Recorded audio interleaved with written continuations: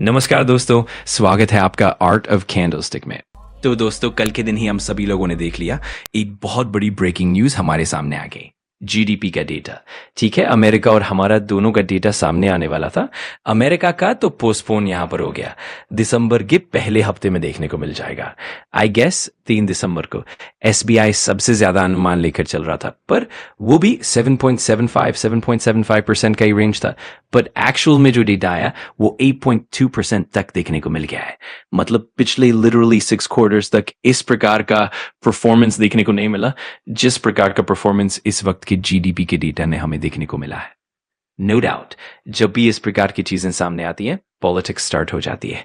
जैसे कि मैंने इसके पहले भी आपको कहा है कि अगर आप शेयर मार्केट में हो, ठीक है, आपने पॉलिटिक्स और शेयर मार्केट को मिक्स नहीं करना चाहिए। मतलब आपकी ओपिनियंस वगैरह यहां पर चलती रहेंगी। एनीवे, हमारा मेजर फोकस यहां पर क्या है कि ये जो डेटा देखने को मिला है, ये मैंने आप लोगों को इसके पहले भी ऑलरेडी बताया था कि आने वाले समय में हमारा जीडीपी का डेटा अच्छा आने वाला है। अब ये मैंने आप लोगों को पहले से ही कैसे बताया था, कोई रॉकेट साइंस नहीं था दोस्तों। इसके पीछे का मतलब सबसे आसान चीज क्या थी, सरकार ने बीच में एक डिसीजन लिया था, उस का इम्पैक्ट आने ही वाला था। कौन सा डिसीजन? देखिए, सी मतलब कंजम्पशन, आई मतलब इन्वेस्टमेंट, जी मतलब गवर्नमेंट स्पेंडिंग, एन एक्स मतलब नेट एक्सपोर्ट, इंपोर्ट एक्सपोर्ट। ठीक है, इसमें आप यहां पर कह सकते हैं इंपोर्ट एक्सपोर्ट हमें देखने को मिल जाता है, और ये वाला डेटा हमारा माइनस में रहता है। क्यों? यस, क्योंकि हम ज्यादा सामान इंपोर्ट करते हैं और एक्सपोर्ट कम करते हैं। ट्रेड डेफिसिट में हम चलते थे, तो हमारा एक्सपोर्ट और ज्यादा खराब हो गया, क्योंकि अमेरिका का जो मार्केट है, हमारे नंबर 1 मार्केट, हमारे डेटा के हिसाब से हम सबसे ज्यादा अमेरिका से पैसा कमाते थे, बट इस टाइम पर उनका मार्केट थोड़ा स्लो हो गया। तो ये चीज सरकार को पहले से पता थी, और इसी चीज को नलिफाई करने के लिए सरकार ने कौन सा मास्टर स्ट्रोक किया, जीएसटी के रेट्स में बदलाव किया। हम सभी ने देख लिया, पहले जीएसटी के रेट्स 5%, 12%, 18%, 28% ऊपर से सेस रहता था, सब कुछ हटा दिया। अब 2 ही रेट्स या कहीं 3 रेट्स देखने को मिलते हैं, और इस चीज के चलते मैक्सिमम चीजें जो हायर स्लैब में आती थी, हर चीज नहीं पर मैक्सिमम चीजें कम होते हुए देखने को मिली। और इस चलते दोस्तों, मैंने आपको एडवांस में बताया था कि जैसे इन्फ्लेशन का डेटा देखते हैं, ठीक है, इन्फ्लेशन डेटा में सीरियल, अनाज, खाने पीने की चीजें, फूड एंड बेवरेजेस का ही सबसे ज्यादा वेटेज सीपीआई इंडेक्स में रहता है।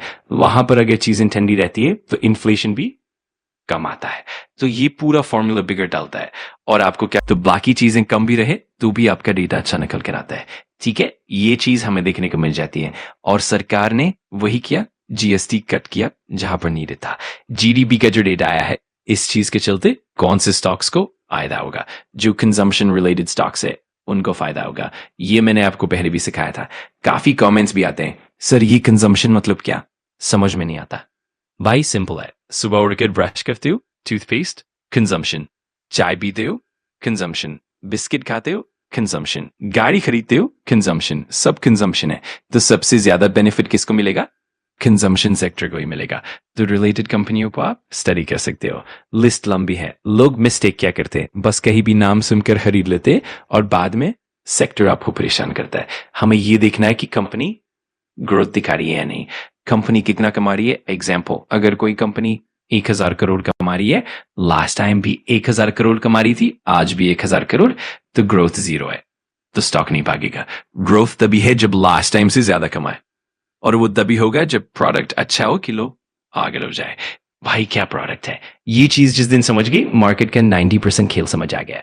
अब कंजम्पशन से रिलेटेड कंपनियां देखते हैं। Examples, Britannia, HUL, Hindustan Unilever, Nestle, Chocolates Addy, ITC, Cigarettes FMCG, Dabur, Colpal। List बहुत लंबी है, गिन गिन कर थक जाओगे।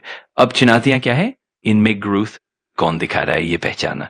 कुछ कंपनी सिर्फ वही पुराने प्रोडक्ट्स पर जीती हैं, घिसा पिटा मॉडल, धीमे ऊपर जाएंगी, पर कुछ कंपनीज यूनिक ट्राई करती हैं, वही पैसा बनता है। अब बात करें निफ्टी ऑटो की, auto sector all time high पर क्यों आया है?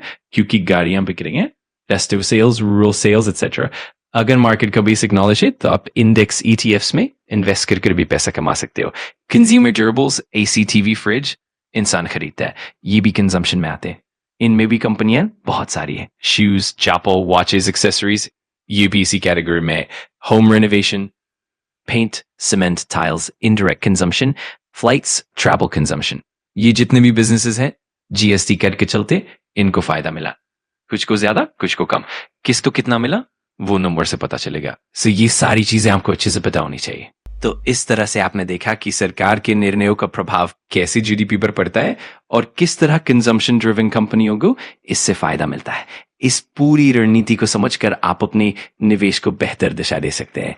आगे चलकर आपको इन ट्रेंड्स को ध्यान में रखकर अपनी स्टॉक सिलेक्शन करनी चाहिए ताकि आप लंबे समय में अच्छा रिटर्न पा सकें। अगर आपको वीडियो जानकारीपूर्ण लगा तो लाइक कर देना, कमेंट करके बताना कि अगला टॉपिक कौन सा चाहिए और सब्सक्राइब कर लेना आर्ट ऑफ कैंडलस्टिक को ताकि ऐसे ही पावरफुल लर्निंग वीडियोस आप मिस ना करो। Thanks for watching. मैं मिलता हूँ अगली वीडियो में। सीखते रहो, पढ़ते रहो।